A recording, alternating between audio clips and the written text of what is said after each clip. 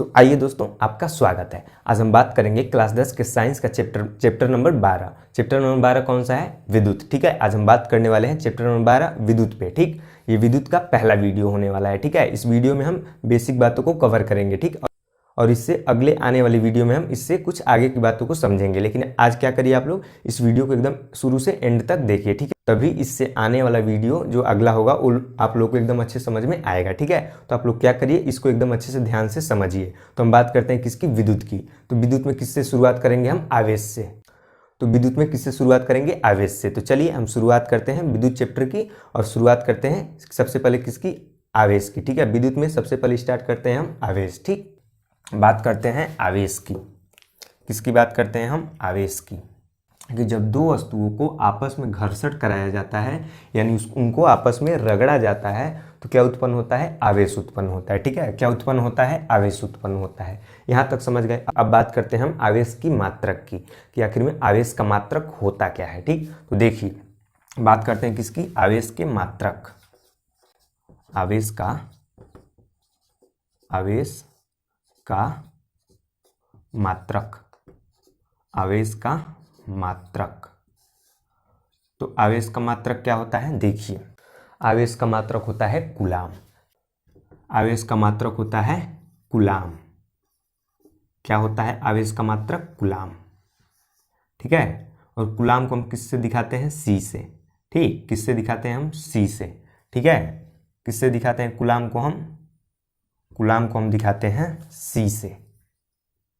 ठीक, किससे दिखाते हैं? सी से। ये हो गया आवेश, और ये आवेश का मात्रक कूलाम, और ठीक, और ये हो गया आवेश की परिभाषा।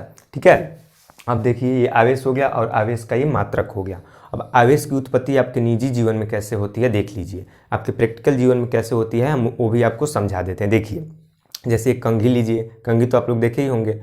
जब आप लोग उससे अपना बाल झाड़ेंगे, तो बाल झाड़ेंगे तो जो बाल झाड़ेंगे उसके बाद कंघी पे आवेश आ जाता है। ठीक है, बाल झाड़ने के बाद कंघी पे आवेश आ जाता है। तो आप उसको चेक कैसे करेंगे कि आखिर कंघी पे आवेश आया है कि नहीं? तो उसको चेक कैसे करते हैं? कागज़ के छोटे छोटे टुकड़े लीजिए, और जो जिस कंघी से बाल झाड़े हैं उसको वहाँ पे उस कागज़ के पास लेके आइए, तो आप पाएंगे कि जो कागज़ के छोटे छोटे टुकड़े हैं वो कंघी की तरफ आकर्षित होते हैं। ठीक है, किस कारण आकर्षित होते हैं? क्योंकि कंघी पे आवेश की उत्पत्ति हो गई है। ठीक है, कंघी पे आवेश की उत्पत्ति हो गई है। तो ये बात हो गई आवेश के उत्पत्ति की। अब हम बात करते हैं विद्युत धारा की। ठीक, तो अब बात करते हैं किसकी? विद्युत धारा की। ठीक है, अब बात करते हैं विद्युत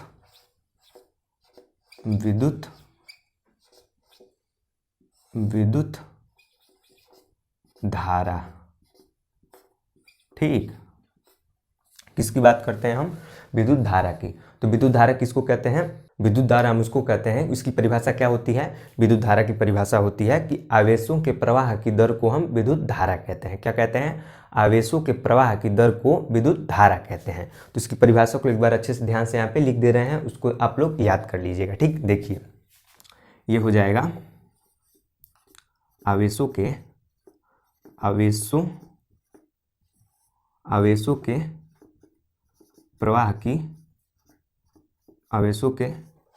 प्रवाह की दर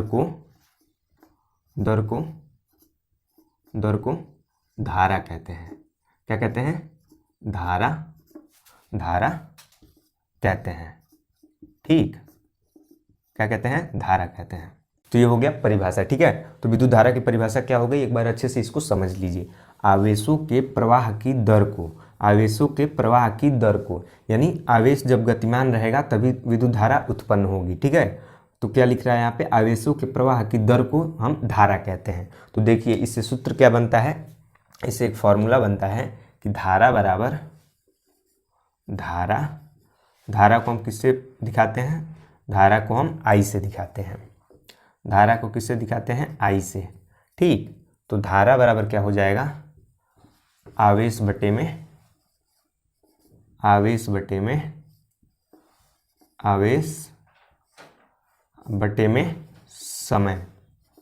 आवेश बटे में समय। आवेश को किससे दिखाते हैं हम? क्यू से। आवेश को क्यू से और समय को टी से। तो आई बराबर क्या हो गया? क्यू बटे में टी। तो ये हो गया विद्युत धारा की परिभाषा और उसका एक फॉर्मूला। ठीक है, उसका एक फॉर्मूला हो गया। धारा बराबर क्या होता है, आवेश बटे में समय। धारा बराबर आवेश बटे में समय।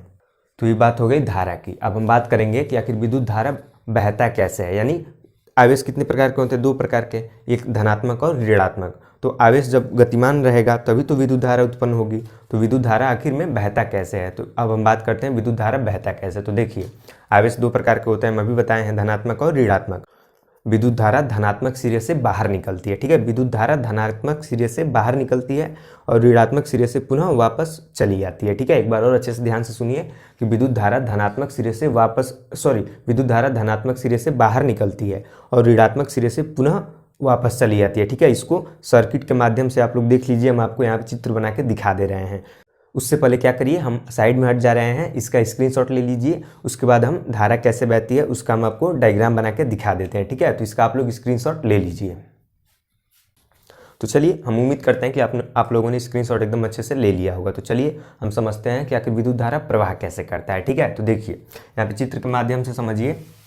मान लीजिए ये एक बैटरी है, ये बड़ा वाला सिरा होता है धनात्मक, ठीक, ये होता है बड़ा वाला सिरा धनात्मक और ये छोटा वाला सिरा ऋणात्मक, ठीक है।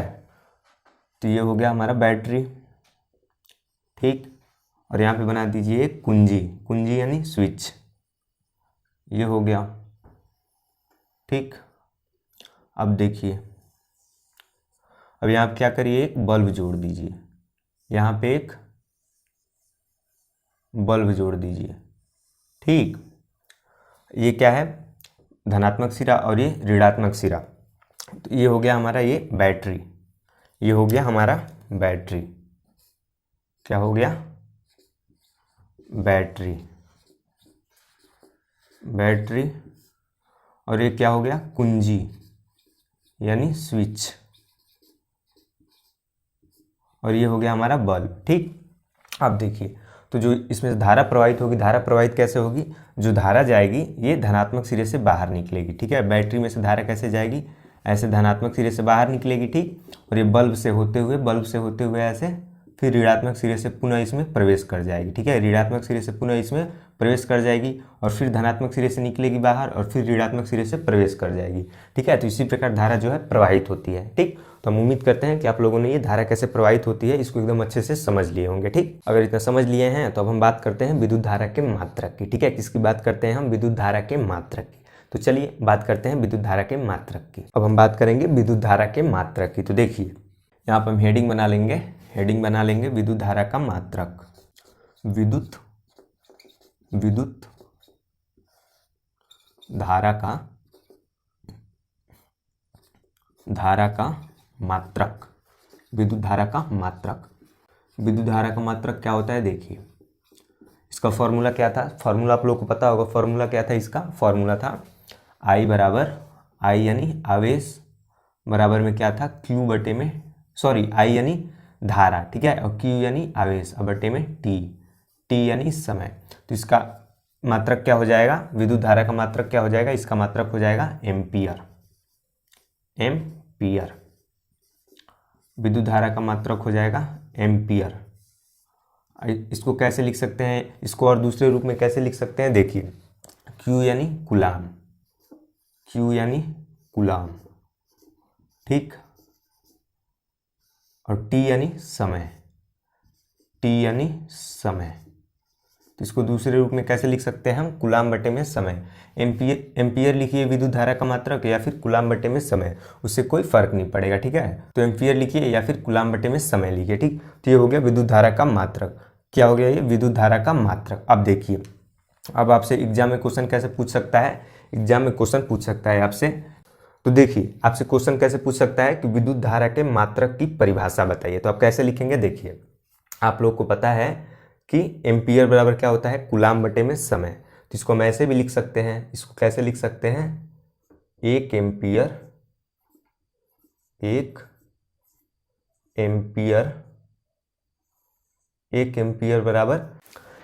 बराबर क्या हो जाएगा, यहाँ पे भी हो जाएगा एक कूलाम बटे में एक सेकेंड, ठीक है। एक कूलाम बटे में एक सेकेंड, यहाँ पे समय नहीं रहेगा, यहाँ पे रहेगा सेकेंड, कूलाम बटे में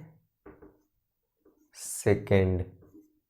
ठीक, तो हम बात करेंगे किसकी, विद्युत धारा के मात्रक के परिभाषा की। तो 1 एम्पियर हो गया। अब इसको कैसे लिख सकते हैं हम, यहाँ पे लिख देंगे, तो ये हो जाएगा 1 कूलाम, 1 कूलाम,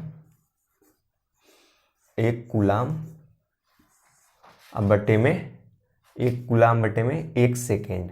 ठीक है, 1 कूलाम बटे में 1 सेकेंड। इसको हम ऐसे भी लिख सकते हैं। अब इसकी परिभाषा कैसे लिखेंगे, अब वो देखिए। अब इसकी परिभाषा कैसे लिखेंगे, यहाँ पे अच्छे से ध्यान से देखते हुए चलिए। ठीक है, देखिए इसकी परिभाषा लिखेंगे हम उसके मात्रक की कि किसी, क्या कहते हैं, देखिए इसकी विद्युत धारा के मात्रक की परिभाषा क्या हो जाएगी, नीचे से ध्यान से देखिए कि किसी विद्युत तार में 1 सेकेंड में 1 कूलम आवेश प्रवाह की दर को क्या कहते हैं, हम 1 एम्पियर कहते हैं। ठीक है, किसी विद्युत तार में 1 सेकेंड में 1 कूलम आवेश प्रवाह की दर को हम क्या बोलते हैं, 1 एम्पियर बोलते हैं। ठीक है, तो ये हो गया विद्युत धारा के मात्रक की परिभाषा। ठीक, और ये हो गया विद्युत धारा का मात्रक। और इससे पहले हमने क्या बताया है, आवेश और आवेश के मात्रक। अब इससे आगे की बातों को हम नेक्स्ट वीडियो में समझेंगे। ठीक है, तो चलिए, हम उम्मीद करते हैं कि आपको ये वीडियो एकदम अच्छे समझ में आ गया होगा। अगर इतना अच्छे समझ में आ गया है तो वीडियो को लाइक कर दीजिए, और चैनल पर नए हैं तो चैनल को सब्सक्राइब कर लीजिए। अब मिलते हैं नेक्स्ट वीडियो में।